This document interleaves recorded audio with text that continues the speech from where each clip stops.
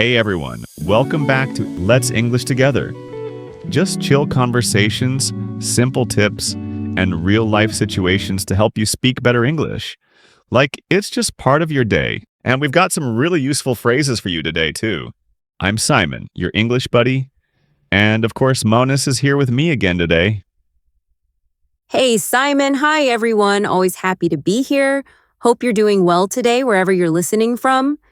Last time, we talked about how to stop translating everything to English in your head. But if you're new here, don't worry. Today's topic stands on its own. We're diving into something every learner faces. You know what you want to say, but in the moment, the word just disappears. And let's be real, that's not just frustrating. It can make you feel like your English is broken, but it's not. So let's picture it. You're having a conversation in English. It's casual, no pressure. Maybe you're chatting with coworkers during a break, or meeting someone new and they casually ask, "So, how was your weekend?" You know what you want to say.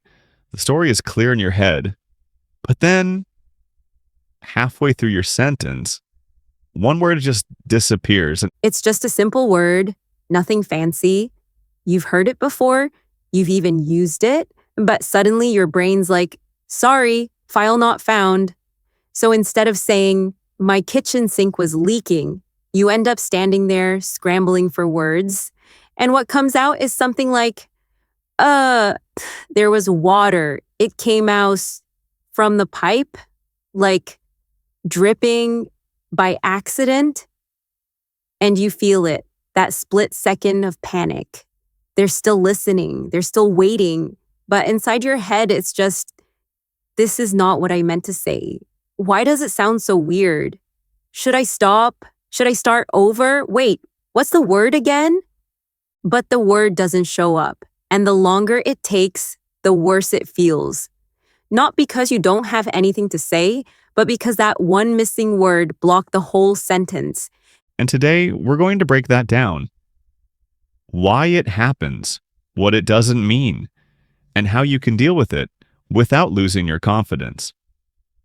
So the truth is, English has around 170,000 words in use. But there's research showing that the 2,000 most common English words cover about 85% of what we say in daily conversations.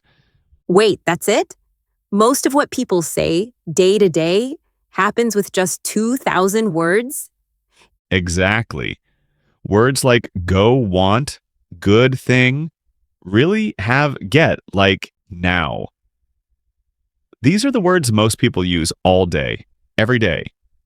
Nobody's out here saying things like, I'm utterly delighted by the culinary complexity of this sandwich. That's not how people talk. They just say, this sandwich is so good. I was starving. This is exactly what I needed. So someone who's been learning English for a while, watching shows, listening to podcasts, texting friends in English, they probably already know about 3,000? 5,000 words? Yeah, that's at least. And honestly, if you're understanding most of this podcast right now, you've already got plenty of vocabulary for real-world conversations. So the issue isn't how many words you know, it's how fast you can grab them when you need them. Exactly. It's not about stuffing your brain with more words. It's about organizing the ones you already have so they actually show up when you need them. Kind of like your closet, you've got plenty of clothes, but if everything's a mess, you'll keep reaching for the same 3 shirts. It's the same with vocabulary. The words are in there. You just need to make them easier to grab. Okay, wait. So we've just said most learners already know enough vocabulary for daily conversations. But does that mean we should stop learning new words completely? Not at all. Knowing enough to survive doesn't mean you stop growing. Like, I'm not starving, but I still want a good meal. Or dessert, especially dessert. That's right. You don't need more words to get through the day. But adding the right ones in the right way helps you express yourself better, faster, more naturally. So we're still growing our vocabulary, but smarter, not harder. You nailed it. What doesn't work is the old school way, memorizing lists like abandon, benefit, cycle, decision. You write them down, maybe highlight a few, stare at the list for 10 minutes, and then poof, they disappear. By dinner time, you remember none of it. Ugh, yes. I've done that way too many times. And honestly, sometimes I wasn't even sure how to use the words in real life. And that's the problem. It's not just about knowing a word, it's about being able to use it when you need it. So, how do we fix that? How do we make words stick and actually show up in real conversations? Glad you asked. Let's break it down. One simple tip at a time. Tip 1. Learn words and phrases, real life phrases, like don't just learn cancel. Learn it inside full phrases like I need to cancel my appointment. Can I cancel this order? The event was canceled because of rain. So, your brain gets used to hearing how the word is actually used, not just its meaning. Yup. When you learn it in context, your brain doesn't have to build the sentence from scratch. It already has the pattern ready. Tip 2. Connect words to your real life. Let's say you're learning the word embarrassed. Don't just repeat the definition, tie it to a real memory. Like, that time you waved at someone, but it turned out they were waving at the person behind you. Oh my gosh, that literally happened to me last week. I waved at someone across the street, realized it wasn't for me, and then pretended I was just stretching my neck. Yeah, that awkward feeling? That's what locks the word in. When a word connects to your own life, your brain remembers it longer. Tip 3. Say the word out loud in your life. All right, here's one more quick tip that really helps.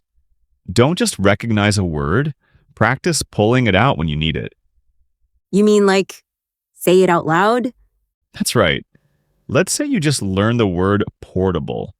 Don't stop at reading it once. Use it right away in your life. Like this.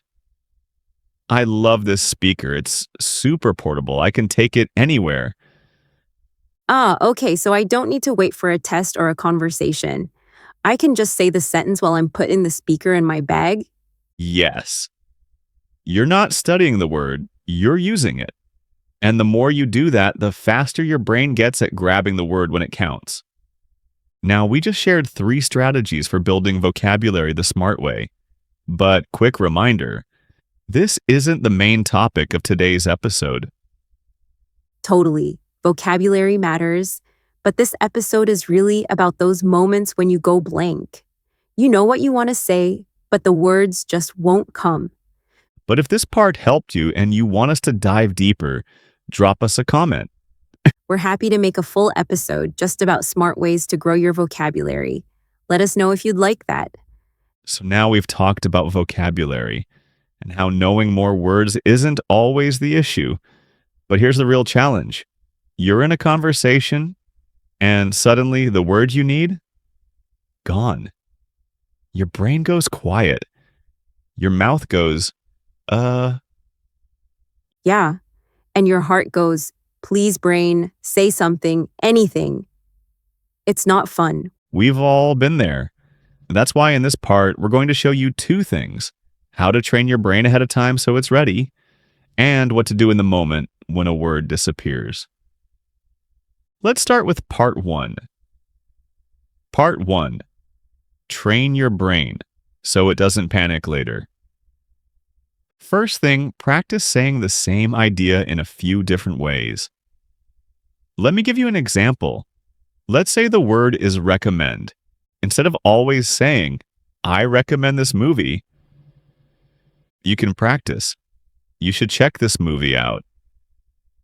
I think you'd like it. This one's really worth watching. It gives your brain options like shortcuts. Ooh, okay, let me try one. What if the word is expensive? I'll go with, it costs a lot. It's not cheap. Kinda outside my budget. Perfect. All totally natural and easy to grab when you're stuck. Next up, describe things without naming them. Pick anything, like scissors. Try saying it's something with two blades. You use it to cut paper. It makes a snipping sound.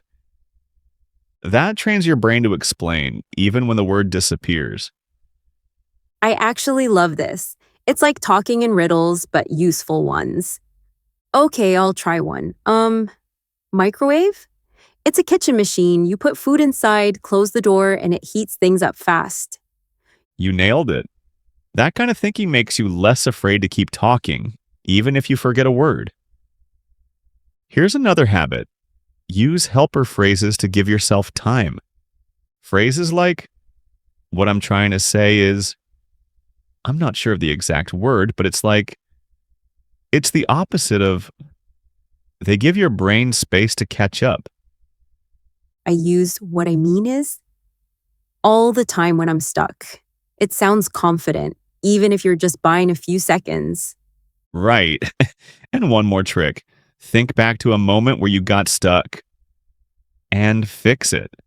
Maybe last week you didn't know how to say receipt. Next time, practice.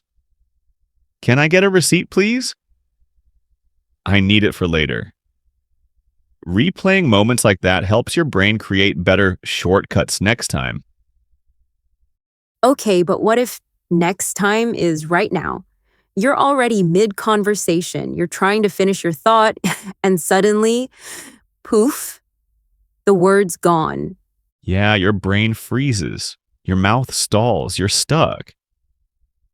But here's the good news.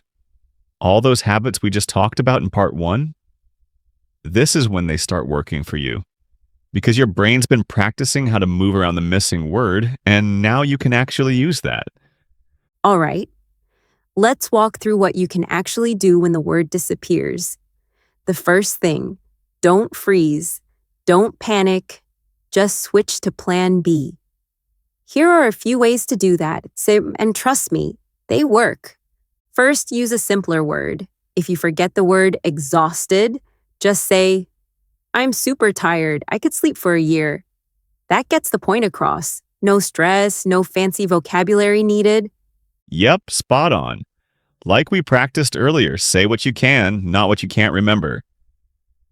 Next one, describe it with details. Forget thermometer. Say that thing you use when you're sick to check your temperature. You're not frozen. You're just explaining. And it helps the listener help you too. Sometimes they'll just jump in and give you the word. Now, this one's underrated. Ask the word as a question, like, what's the word for when someone teaches you how to do your job better? And usually the person you're talking to will help out. They'll go, oh, a mentor? And boom, you've got it. The word lands right there in conversation, and because you found it while talking, your brain remembers it better next time. Exactly. It's like live vocabulary building with a real human involved. Also, use comparisons. Can't remember headphones? Just say, it's like little speakers you wear on your ears. It's not textbook perfect, but it totally works. And let's not forget the most important one. Just keep going. Even if you're missing a word, say, I don't know the exact word, but it's like, or what I'm trying to say is, then finish your thought however you can. That's how you build fluency, not by remembering every word, but by staying in the conversation no matter what. And hey, before we go on time for our phrase breakdown with Susie, Hello, learners. Let's break down 5 super useful phrases from today's episode. Phrase 1. What I'm trying to say is. A phrase you use when you want to explain something more clearly or fix what you just said. Example. What I'm trying to say is, I didn't really enjoy the movie. When to use it. Use this when you forget a word or feel like your sentence didn't come out right. It helps you restart without sounding awkward. Phrase 2. It's like a way to describe something by comparing it to something similar. Example, it's like a small oven that heats food super fast. When to use it, use this when you don't remember the exact word. It keeps the conversation going while you describe the thing. Phrase 3, I had it, then it disappeared.